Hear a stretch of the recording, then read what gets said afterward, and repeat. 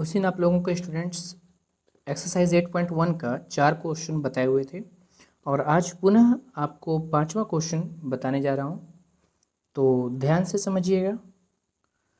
5वां क्वेश्चन क्या बोल रहा है कि sec थीटा इक्वल टू 13/12, तो calculate all other trigonometric ratio. Okay, अगर मुझे sec थीटा इक्वल टू 13/12 दिया हुआ है तो मुझे क्या करना है, कैलकुलेट करना है जितनी भी ट्रिगोनोमेट्रिक रेशियो है इनको पता करना है। तो इसके लिए सबसे पहले जो मुझे गिवन है क्या कि sec थीटा इक्वल टू 13/12, तो हम क्या जान रहे हैं sec थीटा इक्वल टू क्या होता है, h/b होता है, क्योंकि cos का sec होता है, cos का होता है b/h, तो sec का h/b, तो h/b मेरे पास गिवन है। और सारे रेशियो पता करने के लिए मेरे पास हमको p चाहिए, तो p इक्वल टू क्या करेंगे, √h² माइनस b²। तो h² कितना है, h 13 का स्क्वायर माइनस 12 का स्क्वायर कितना हो जाएगा, 13 का स्क्वायर आप जानते हैं 169 होता है, माइनस 144 होगा, इक्वल टू 25, √25 आएगा। और ये जो √25 का क्या होगा, 5 होगा। ओके, थोड़ा सा कट गया वीडियो से, ठीक है, दिख रहा है। तो 25, अब 25 का क्या हो जाएगा, 5 हो जाएगा। अब देखिए कि जो ये सेक कितना दिया हुआ है, सेक थीटा इतना दिया हुआ है, मेरे पास p आ गया, p इक्वल टू ये अब 5। अगर अब हम क्या करेंगे कि साइन थीटा अगर हम पता करेंगे तो साइन थीटा इक्वल टू क्या होता है, p/h होता है। तो p/h, p कितना है, 5 है, और h मेरा कितना है, h मेरा 13 है। ठीक है, देखिए बोलना है, अपने से भी बोलना है आपको। cos थीटा अगर हम फाइंड आउट करेंगे तो cos थीटा बोलिए क्या होगा, cos theta equal to b/h होगा। ठीक है, तो cos थीटा b/h जान रहे हैं आप, और b कितना है मेरा, b है 12 और h कितना है मेरा 13, तो 12/13 होगा। फिर उसके बाद tan थीटा आप जान ही रहे हैं क्या होता है, p/b होता है, तो p/b, और p/b p कितना है मेरा, p है 5, अभी तुरंत निकाले पता किए, और b कितना है 12, 5/12। अब साइन का कॉसेक होता है, तो कॉसेक थीटा इक्वल टू क्या करेंगे, cosec theta equal to h/p होगा, h/p होगा। तो यहाँ पे h मेरा कितना है, h जो निकाले कितना निकाले हैं, h 13, तो 13/p, p कितना है, p निकाले 5, 13/5। अब यहाँ पे क्या करना है, tan का cot होता है, cot theta equal to b/p होता है। ओके, तो b कितना निकालें, b है मेरा 12 और p कितना है 5, 12/5। cos का सेक पता ही है, हो गया, टोटल ट्रिगोनोमेट्रिक हो गया रेशियो, बस यही फाइंड आउट करने बोलता है, इतना आसान है। ठीक है ना, कर पाएंगे आप। ठीक, इसके बाद का क्वेश्चन है 6 नंबर क्वेश्चन है, दिखाते हैं आपको 6 नंबर क्वेश्चन क्या है। देखिए क्वेश्चन क्या बोल रहा है कि if angle A, 6 number question है, angle A and angle B are acute angle such that, इस प्रकार कि cos A equal to cos B, then so that, तो पता करना है कि angle A equal to angle B होगा। ओके, सॉल्यूशन में दो ट्रायंगल लेंगे, ठीक है, राइट एंगल ट्रायंगल लेंगे दो राइट एंगल ट्रायंगल लेने के बाद बस हमें करना क्या है, इसको हम A और इसको हम B मान लेंगे। ठीक है, इसके बाद A B हो गया, C D बोल दीजिए इसको, और इसको बोल दीजिए E और इसको बोल दीजिए F। ठीक है, तो हो गया ACD और BEF। तो सबसे पहले क्या करना है कि जो किए लिख देना है, लेट, क्या लिखेंगे, let us consider two right angle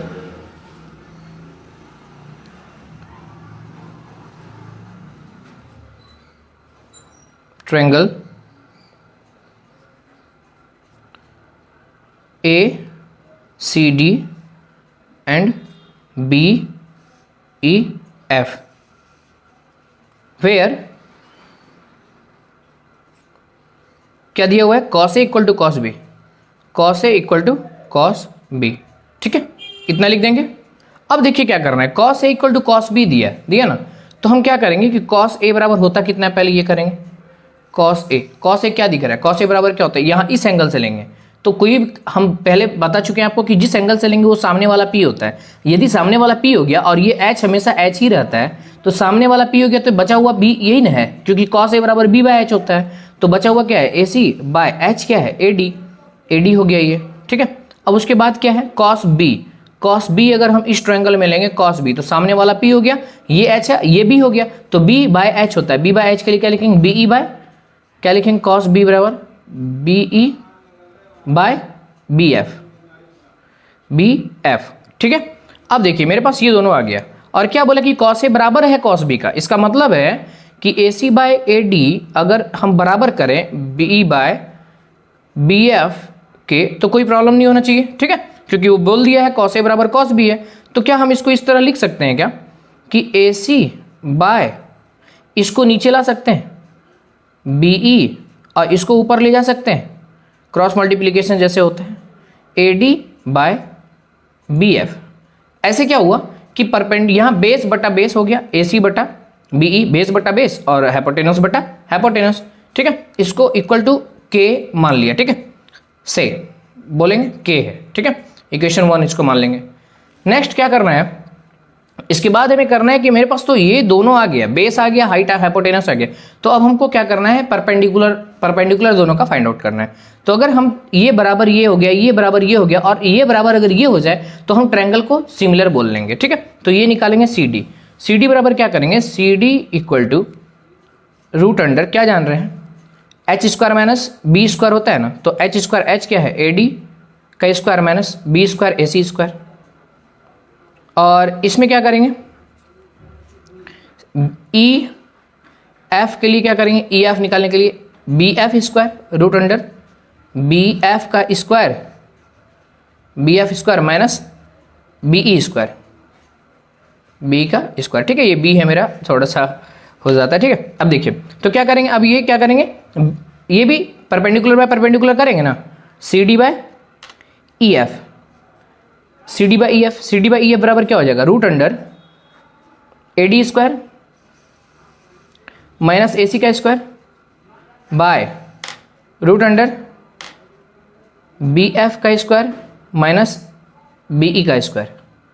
ठीक है, तो अब देखिए एक चीज़, यहाँ पे यदि हम दोनों को ये बताएं A C by B E equal to A D by D E, B D B F equal to के माने हैं, तो यदि ये के तो इसका मतलब ये भी के बराबर है, ये भी के बराबर है। जब ये के बराबर होगा तो ए सी इक्वल टू क्या लिख सकते हैं, जब ये के बराबर होगा तो A C equal to B E, ऊपर चल जाएगा ना B E, A C equal to B E, मतलब यहाँ के पास आ जाएगा तो के बी ई हो जाएगा। तो हम लिख सकते हैं क्या, ए सी के जगह पे के बी ई, मतलब ए सी इक्वल टू के बी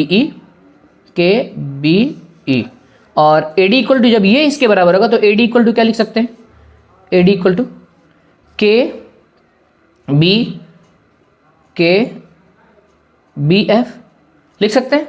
ठीक है, अब यहाँ पे ए डी और ए सी का मान वैल्यू उठाएंगे। यहाँ पे देखिए क्या करेंगे, ए डी की जगह पे लिख सकते हैं, ए डी की जगह पे के बी एफ का स्क्वायर माइनस ए सी की जगह पे के बी ई का स्क्वायर बाय क्या है, वही जो सेम जो है वही उतार देंगे, बी एफ का स्क्वायर माइनस बी ई का स्क्वायर। ठीक है, अब देखिए क्या करेंगे स्टूडेंट्स, अब क्या करना है, दोनों में से देखिए के स्क्वायर और बी एफ का स्क्वायर हो जाएगा, यहाँ भी के स्क्वायर और बी ई का स्क्वायर हो जाएगा जब स्क्वायर तोड़ेंगे तो के स्क्वायर बी एफ का स्क्वायर माइनस के स्क्वायर बी ई का स्क्वायर होगा बाय, ये रूट के अंदर होगा, यहाँ पे बाय क्या लिखेंगे, बी एफ का स्क्वायर माइनस बी ई का स्क्वायर।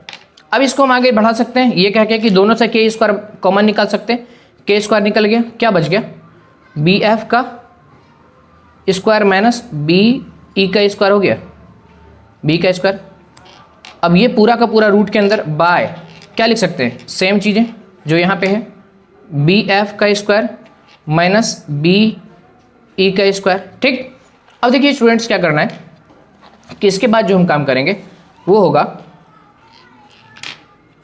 के स्क्वायर से बाहर कॉमन के निकाल लेंगे, निकल गया, और बाकी जो बचा रूट के अंदर क्या बचा मेरा, बी एफ का स्क्वायर माइनस बी ई का square by root under B F का स्क्वायर माइनस बी ई का स्क्वायर। अब देखिए यहाँ पे दोनों सेम है तो कट गया ना, क्या बचा मेरे पास, सिर्फ के बचा, इक्वेशन नंबर 2। अब एक चीज़ देखिए, फ्रॉम इक्वेशन लिखेंगे ना, फ्रॉम इक्वेशन 1 एंड 2 हम k बराबर क्या लिए, ये k क्या निकला, C D by E F बराबर k निकला ना, हम यहाँ लिखेंगे ना C D by E F, यही ना फाइंड आउट किए हैं, यही ना निकाल रहे थे, सॉल्व कर रहे थे। तो हम यहाँ पे पहले से k किसको माने, k माने हैं ए सी बाय बी ई, यहाँ पे जो है वही चीज़ यहाँ लिखेंगे, equal to A D by B F, A D by B F equal to, अभी के बराबर क्या निकला, सी डी बटा E F, C D by E F. आपको क्या लग रहा है, मेरा परपेंडिकुलर यहाँ पे बेस बाय बेस हो गया, हाइपोटेनस बाय हाइपोटेनस हो गया, और परपेंडिकुलर बाय परपेंडिकुलर हो गया। यदि सब इसका ये इसके बराबर परपेंडिकुलर के बराबर हो, बेस के बराबर हो, हाइपोटेनस के बराबर, तो हम कह सकते हैं ना कि ये दोनों ट्रायंगल क्या है, सिमिलर है। तो हम सिमिलरिटी के आधार पे हम ये बोल सकते हैं ना कि तो इसका एंगल भी तो बराबर होगा, कह सकते कि नहीं कह सकते। देन बाय, और ये कहाँ से लिए, ये जो लिए हैं ये पाइथागोरस से लिए हैं, ठीक है ना। आप पाइथागोरस का यूज करके निकाल सकते हैं, यूजिंग बाय यूजिंग लिख सकते हैं, यूजिंग पाइथागोरस, ठीक है, यूजिंग पाइथागोरस करके निकाल सकते हैं। और उसके बाद देखिए यहाँ पे क्या लिखेंगे, देन लिख सकते हैं ना, देन ट्रायंगल क्या हो जाएगा, ए जो नाम लिखे हैं सी डी सिमिलर हो जाएगा ट्रायंगल किसके, बी ई एफ के, ठीक। तो हम therefore angle A equal to angle B proof कर सकते हैं ना, कोई प्रॉब्लम। मेरे हिसाब से स्टूडेंट कोई भी प्रॉब्लम नहीं होना चाहिए आपको। और बाकी रही कोई भी चीज़, एक बात याद रखना है कि कभी भी कोई भी चीज़ें तभी क्लियर होती है जब आप हिम्मत जुटाएंगे उन चीज़ों के लिए, आगे बढ़ेंगे। कभी भी डरना नहीं है, क्या होगा गलत होगा ना ज़्यादा से ज़्यादा, आप आगे बढ़िए, बना के देखिए क्या होगा, ठीक है। बना के देखते देखते आप बनाते बनाते बिल्कुल बना लेंगे, बस समझ में अपने आ जाता है कि गलत जा रहे हैं या सही जा रहे हैं। तो ठीक है स्टूडेंट, इसके बाद का क्वेश्चन आपको बता रहे हैं।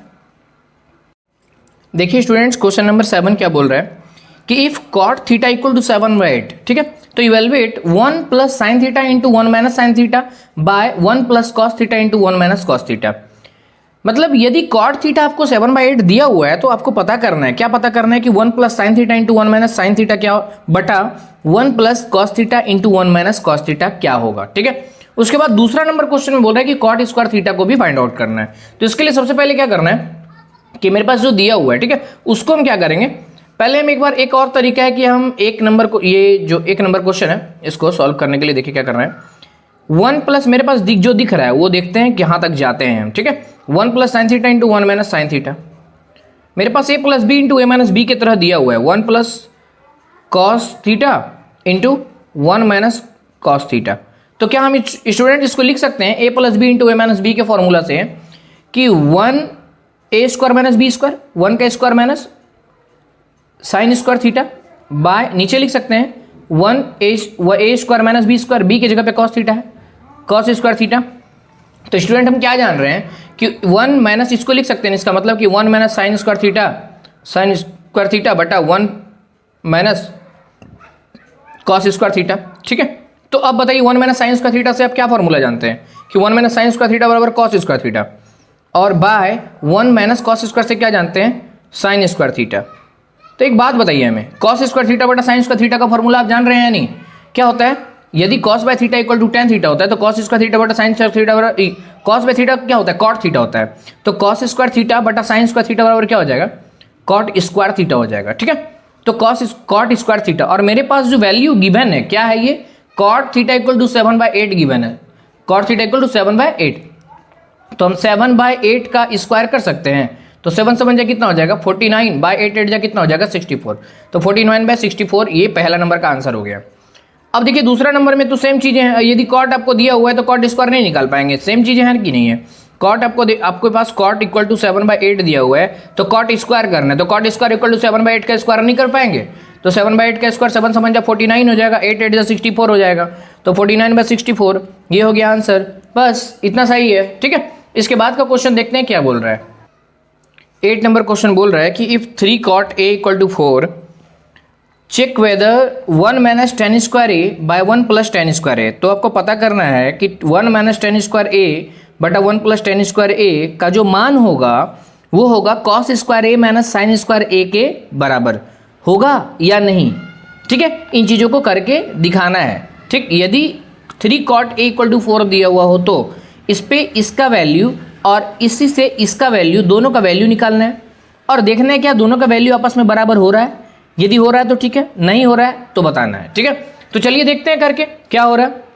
तो मेरे पास तो पहले गिवन है, ठीक है, तो इसके पहले हम क्या करेंगे, सॉल्यूशन में 3 cot A = 4 है ना, तो हम cot A = क्या लिख सकते हैं, cot A = 4/3 लिख सकते हैं, cot A = 4/3। अब cot A = 4/3 निकल गया तो इसका मतलब है ये हमें क्या दिया हुआ है, ये हमें B/P गिवन है, B/P गिवन है। अब हमको यहाँ tan चाहिए और sin cos भी है, तो हमको क्या चाहिए, किसी भी तरीके से h चाहिए ही चाहिए, तभी तो हम कर पाएंगे ना। अब h क्या हो जाएगा, यदि p इतना है तो h = क्या जानते हैं, √अंडर पाइथागोरस से p² + b² जानते हैं या नहीं जानते हैं। तो इससे क्या हो जाएगा, p², p की जगह पे क्या दिया हुआ है, p की जगह पे 3 का स्क्वायर और b की जगह पे क्या है 4 का स्क्वायर, तो 3 का स्क्वायर 4 का स्क्वायर कितना हो जाएगा, आपको पता है ना, 9 + 16 9 16 कितना होता है, 25 होता है, और 25 का रूट तो पता ही होगा 5 होता है। ठीक है, ये 5 निकल गया। अब देखिए मेरे पास 5 आ गया। अब हम 1 - tan² theta, 1 - tan² A/1 + tan² A बोला ना, ये LHS ले रहे हैं पहले, तो 1 - tan² है, 1 - tan² A। यहाँ से देखेंगे एक ट्रायंगल बना देंगे चाहे तो, यहाँ से, ठीक है, ये यहाँ पे क्या करेंगे, मेरे पास cot A दिया हुआ था, यहाँ से देखेंगे अगर A B यहाँ रख दिए, B यहाँ रख देंगे, C यहाँ पे रख देंगे, तो cot A दिया हुआ था 4/3, तो cot A = B/P होता है। तो यहाँ से देखेंगे तो B कौन सा हुआ, इस सामने वाला P होता तो ये B हो गया। ठीक है, तो B कितना दिया हुआ है, B हो गया आपका 4, ठीक, और सामने वाला P कितना हो गया 3, तो ये H निकला 5। अब हमको चाहिए tan 1, ये इसमें गलती नहीं हो, ठीक है, इसमें गलती होने की वजह से ये पूरा का पूरा बर्बाद हो जाएगा। ठीक, इसीलिए सबसे पहले हम ट्रायंगल बनाते हैं, एंगल A देखते हैं, सामने वाला क्योंकि P होता है, तो एंगल अगर दिया हुआ, मेरे पास A दिया होता तब थीटा देता तो हम दिमाग नहीं लगाते इतना, सीधा वैल्यू बैठाते काम करते। तो tan² A दिया हुआ है, तो सामने P/tan का वैल्यू क्या होता है, tan का फॉर्मूला P/B होता है, तो सामने वाला P हो गया, तो 3/P/B 3/4 बाय इसका स्क्वायर, तो स्क्वायर कर देंगे। अब यहाँ पे 1 प्लस सेम चीज़ है 3/4 का स्क्वायर। ठीक, तो देखिए तो कितना हो रहा है, 1 - 9/16 यहाँ पे, और फिर यहाँ पे 1 + 9/16 यहाँ पे कितना हो जाएगा, 16 1 जा 16, 16 - 9 7, 7/16 ऊपर का वैल्यू आएगा, नीचे 16 1 जा 16, 16 9 25, 25/16 यहाँ का वैल्यू आएगा। ये 16 16 कैंसिल, क्या आ गया 7/25, 7/25। ठीक, 7/25। अब क्या करना है, ये आया 7/25। अब RHS देखते हैं, RHS क्या है, RHS बोल रहा है cos² A - sin² है, cos का वैल्यू क्या होता है, cos का फॉर्मूला P/H होता है, P/H का स्क्वायर, P/H का स्क्वायर माइनस, सॉरी cos का B/H होता है ना, इसका P/H होता है, sin का P/H का स्क्वायर। तो cos का B/H, तो B कितना दिया हुआ है मेरे पास, A है ना, cos A, यहाँ से देखें B 4 है, 4/H 5 है, 4/5 का स्क्वायर माइनस P कितना है, यहाँ सामने वाला P 3 है, 3/5 का स्क्वायर कितना हो जाएगा, 4 का स्क्वायर 16/25 माइनस 9/25 इक्वल टू, देखिए 25 कैल्शियम 25, 16 - 9 कितना हुआ, 16 में 9 7/25, सेम है ना दोनों, है ना, तो इसका क्या करेंगे, लिख देंगे, यस क्या लिखेंगे, यस LHS = RHS। ठीक है, बस इतना कर देना है, इससे ज़्यादा दिमाग नहीं लगाना है। ठीक, जो बोला उतना करके दिखा दिया, LHS = RHS हो जाएगा मेरा। ओके, तो इसके बाद का क्वेश्चन जो भी बचा हुआ है 2-3 क्वेश्चन, ठीक है, इसको कुछ खास नहीं है, अगर कर पाएंगे तो ठीक है, नहीं कर पाएंगे तो करके दिखा देंगे। ठीक, नेक्स्ट वीडियो में